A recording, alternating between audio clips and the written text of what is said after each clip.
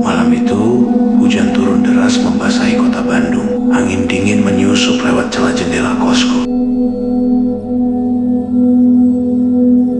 Aku, seorang mahasiswa baru yang merantau dari kampung, sudah 2 bulan menempati kamar nomor 5 di kos Pore.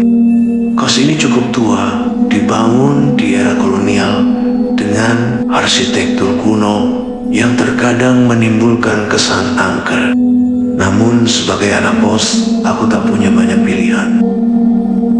Sejak awal, aku sering mendengar desas-desus tentang kamar nomor 7 di lantai atas. Konon, kamar itu selalu kosong, meskipun papan pengumuman di depan gerbang tak pernah menyebutnya disewakan. Ibu kos, seorang wanita parubaya yang ramah, selalu menghindar setiap kali ada yang bertanya tentang kamar itu. Ia hanya akan tersenyum tipis dan mengalihkan pembicaraan. Keanehan pertama yang kurasakan adalah bau melati yang sering tercium di lorong lantai 2, terutama di dekat kamar nomor 7. Baunya sangat pekat, seolah ada berpuluh-puluh bunga melati yang baru dipetik. Tapi setiap kali aku mencari sumbernya, tak ada apapun di sana. Suatu malam, saat aku sedang asik mengerjakan tugas di laptop, tiba-tiba aku mendengar suara lirih orang menangis dari lantai atas. Suara itu terdengar sangat sedih, seperti tangisan seorang wanita yang menahan sakit.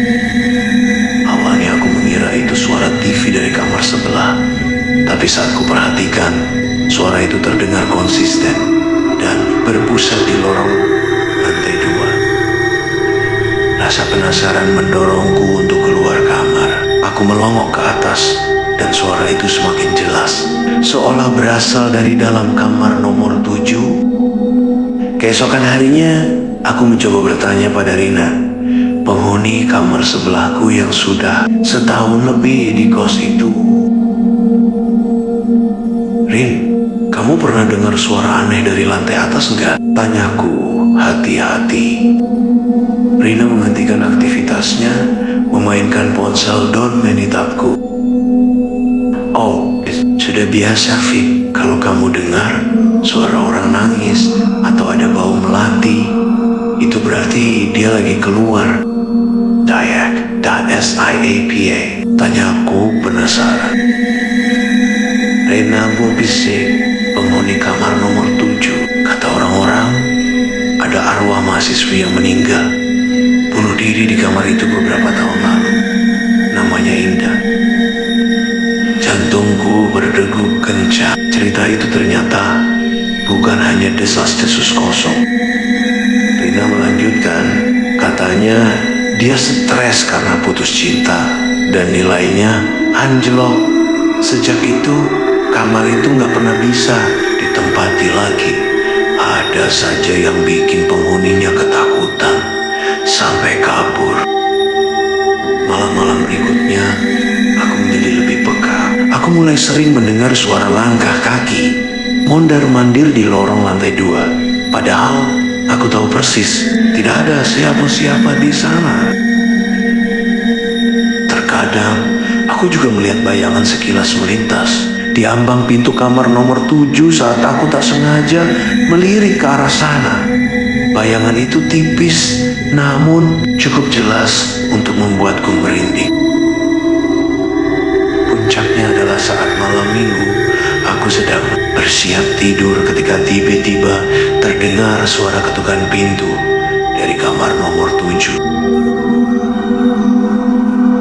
Ketukan itu pelan tapi berirama, seperti orang yang tidak sabar. Aku terdiam, jantungku serasa mau copot. Aku tahu tidak ada siapa-siapa di kamar itu. Ketukan itu berlangsung beberapa saat, lalu berhenti. Aku menghela napas lega. Namun, belum sempat aku memejamkan mata, suara tawa cekikikan terdengar dari dalam kamar nomor 7. Tawa itu melengking, dingin, dan terdengar sangat dekat. Seolah dia berdiri tepat di balik pintu kamar. Keringat dingin membasah Aku menarik selimut sampai menutupi seluruh tubuhku, berdoa agar malam cepat berganti pagi. Sejak kejadian itu, aku jadi sulit tidur nyenyak. Setiap malam, aku selalu merasa diawasi. Aku bahkan sempat melihat sosok perempuan berambut panjang berdiri di ujung lorong lantai 2, menatapku dengan mata kosong. Wajahnya pucat pasi dan bibirnya membentuk senyum tipis yang mengerikan. Aku langsung menutup mataku rapat-rapat, berharap itu hanya halusinasi. Keesokan harinya, dengan berat hati, aku memutuskan untuk pindah kos. Aku sudah tidak sanggup lagi tinggal di tempat yang sama dengan penghuni yang tak kasat mata itu. Ibu kos hanya mengangguk mengerti saat aku menjelaskan alasanku. Mungkin dia sudah terbiasa dengan cerita-cerita seperti ini. Aku tidak tahu apakah kamar nomor 7 itu akan pernah terisi lagi. Yang jelas, pengalaman itu masih membekas dalam ingatanku, menjadi pengingat bahwa kadang tempat yang kita tinggali tidak hanya dihuni oleh manusia.